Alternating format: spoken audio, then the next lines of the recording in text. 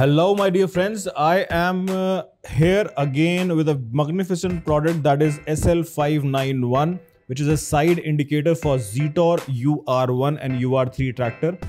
It's a good quality sturdy lamp with acrylic lens and rubber base which is weatherproof. It has two bolts.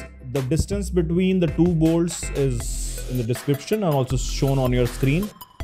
There is a coated holder chassis where you can put a 21 watt bulb for the indication and a 5 watt or a 4 watt miniature bulb for the front position. It's a good quality lamp, good suitability for Zetor tractor from the house of Bajato. You can check these products online at www.bajato.com.